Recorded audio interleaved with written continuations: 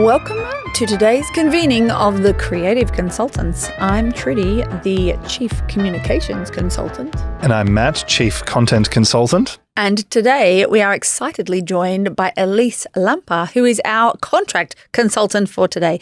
We will be interviewing her and seeing if she is worthy of joining the Creative Consultants. Maybe. So thank you for joining us, Alyce.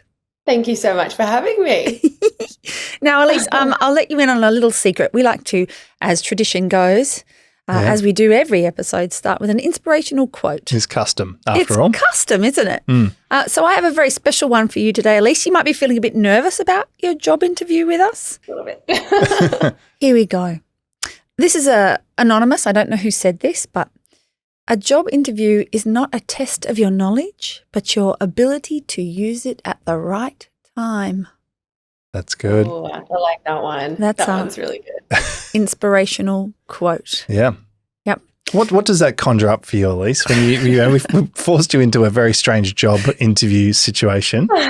How do you feel?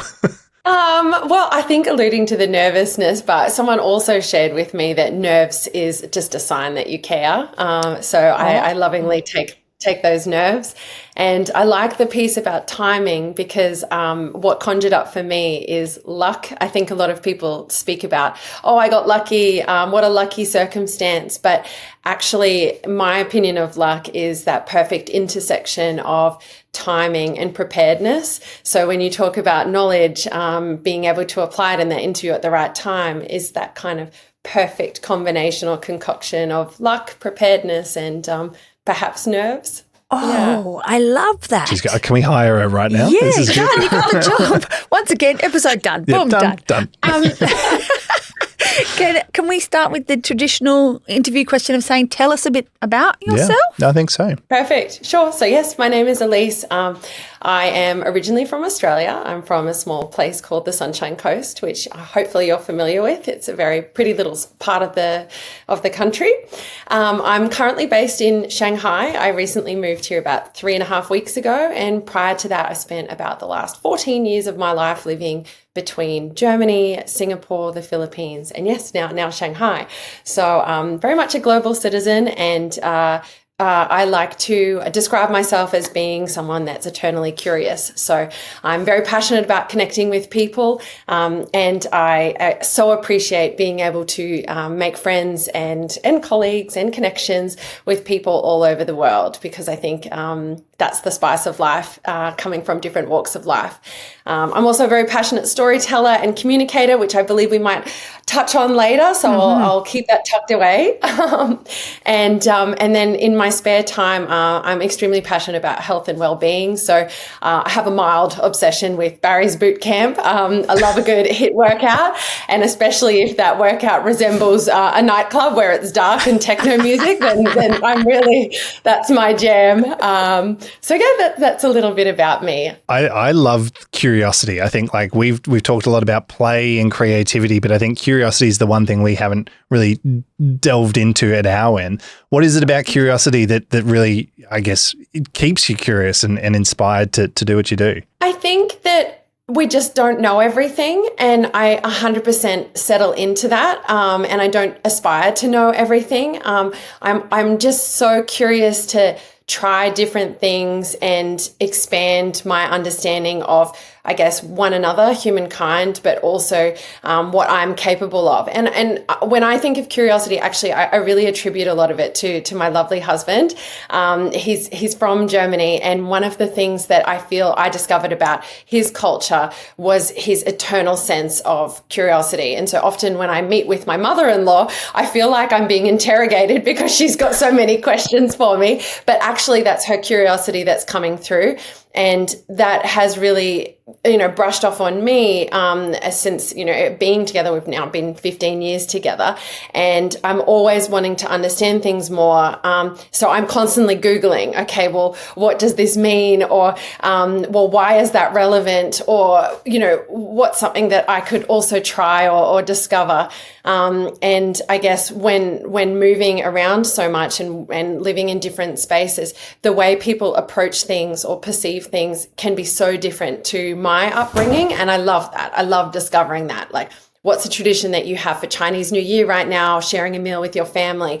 Or, how do you celebrate New Year's in the Philippines? All those different kind of nuances I think is just so interesting. And I like taking each of those learnings with me as I go through. Can I just say, I will attest to that. It was one of the most beautiful things about Alyce was immediately there was this curiosity for not just our connection, but the world. Yeah. And I do think you're one of the most creative people, highly creative. Do you think that curiosity and that global perspective supports what you do and your sense of deep creativity? Yeah, I think so, because I also have like this urge to do things differently. I just feel that if, coming back to like Einstein's quote is like insanity is doing the same thing every day and expecting a different outcome. Like, shouldn't we be challenging ourselves to go, okay, well, how could I make this experience even better? How could I make someone's day even better? And that sense of curiosity is what helps you do that.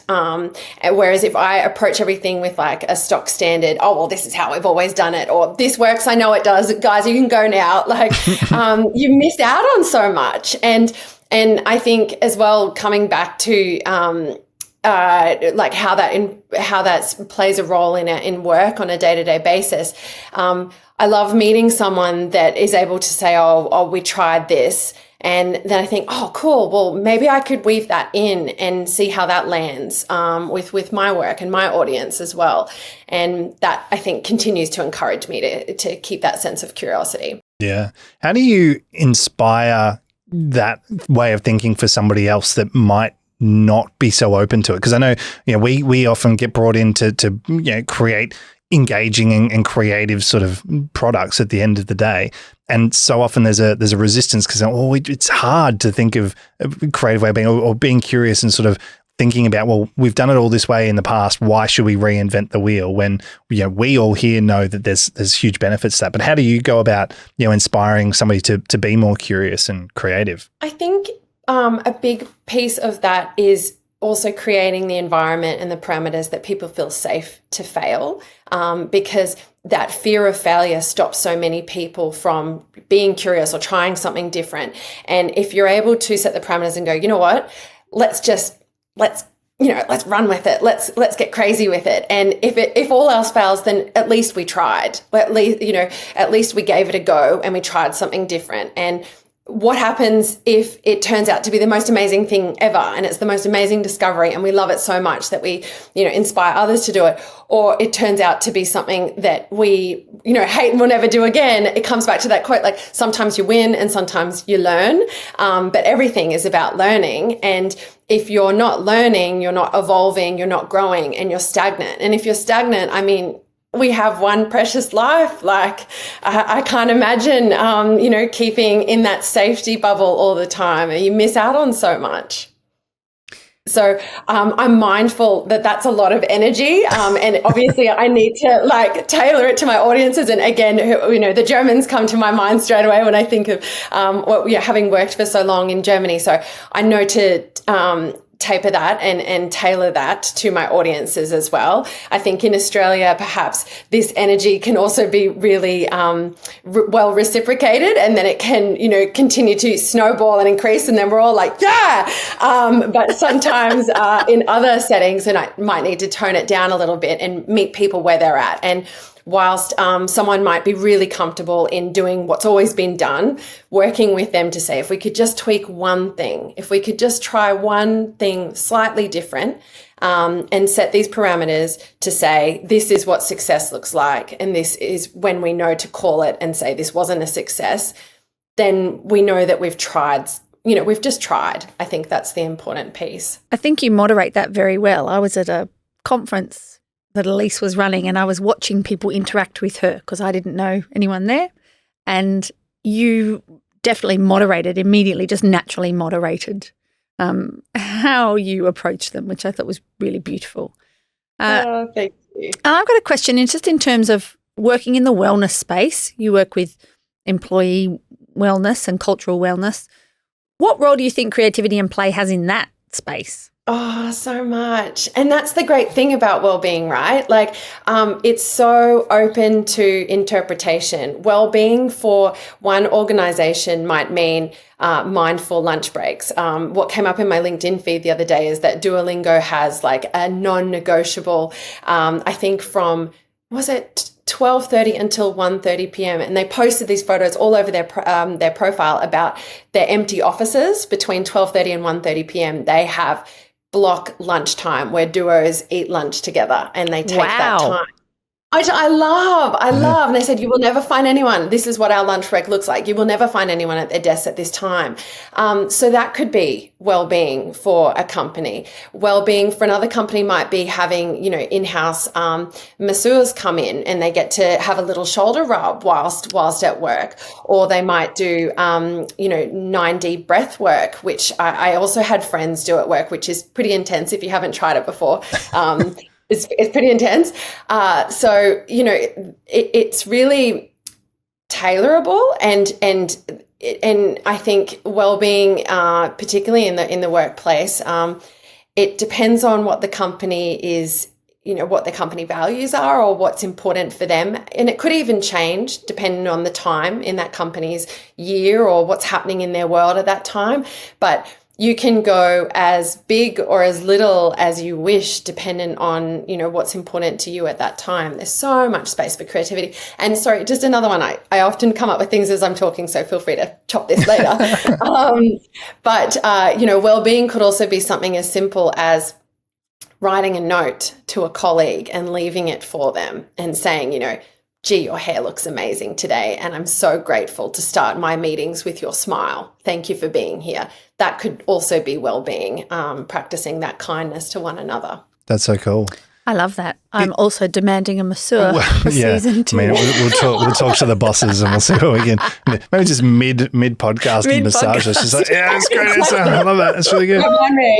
I must admit, when you mentioned Duolingo, I had like a bit of a PTSD of like the little owl saying, "Hey Matt, we haven't seen you in a couple of months. Like, do you still want to learn German?" I'm like, sorry, buddy, I'm going to change tack here. I wanted to ask you, because you've obviously, you've worked with all sorts of organizations all over the world. Can you, and this might be an impossible thing to kind of boil down, but can you point to like one amazing sort of implementation of creativity, play, curiosity that you've seen, and one potentially not so good example of it that you might have seen? Oh, so good. This is my classic job interview. It's like, name a weakness and a strength. Yeah. Yes, literally. Okay, I think so. I spent majority of my career working for Adidas. So perfect union of passion for sport and well-being and creativity. And actually, at one point when I was working for the brand, they had a brand campaign called "Calling All Creators," and that was being able to say that, as humans, we're all athletes and we're all creators. So we are all creative in our approach to, how we tackle sport and how we tackle well-being. And so it became this huge user-generated campaign where there was a call to action with a lot of our brand ambassadors and athletes at the time, like Lionel Messi, some of our NBA players, even some of the models like Carly Kloss, who was she was a former Victoria's Secrets model as well. So they all kind of came together and say, like, we're here to create. And that encouraged people globally around the world to submit how they were creative in their lifestyle or sports side of life. And that could have been like really cool football skills that they, video recorded and posted up on Instagram and went viral. Or it could have been different creators redesigning their Adidas tracksuit or their sneakers, and that's how that was their creative outlet and expression.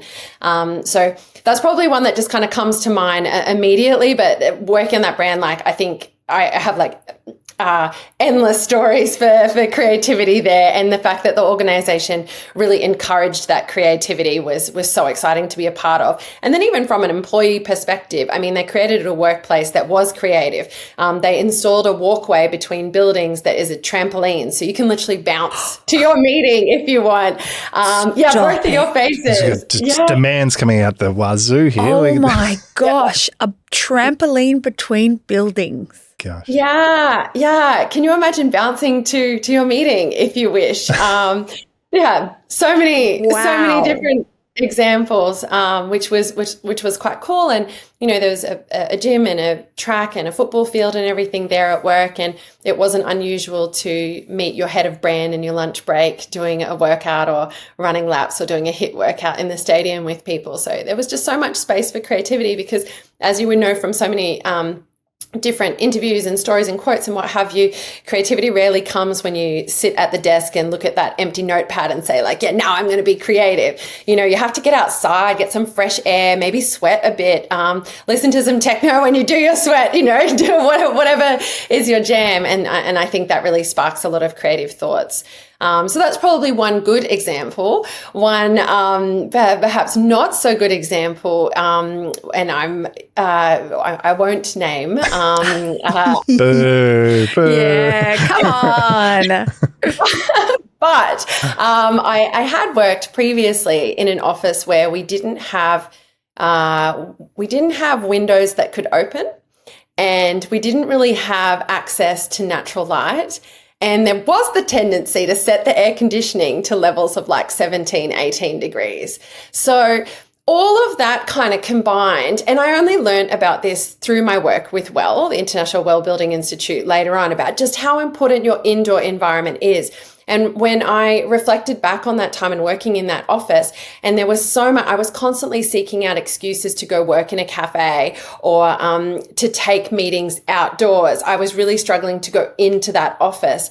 And having learned everything that I know now with work, I was like, well, no wonder I felt that resistance. It wasn't a place of creativity. I felt like my wings were being clipped. I couldn't have, that natural light or that sense of, energy flow, because it was just so stagnant and clustered in there. So that would be a great example of where creativity cannot flourish. So really there's even creativity in the setup, really, of organisations. Yeah. Oh, yeah, I haven't paid much attention to that. Yeah. And ludic space. I work very much in a ludic space, which is where you set up a space that invites playfulness. And I know from that perspective I've looked at things, but generally, yeah. I mean, I know we've moved offices in the last 6 months, and our previous space was like a big warehouse conversion, and there was one skylight in the kind of main spot, no windows, no anything. And it was like, you didn't really notice it because we had a lot of stuff around us that was inspiring, lots of knickknacks and creative things and lots of creative conversation. But as soon as we moved here and there's just floor to ceiling windows and things, just that like environment, nature, natural light just inspires so much more creativity, thinking, just inspiration that it's definitely, I can see how it would squash that feeling for sure. Yeah, absolutely. And I mean, that's such a big part of our work at Well now and the Well standards. And there was a really great study that came out of the University of Melbourne where they studied workplaces that were well certified versus ones that were not.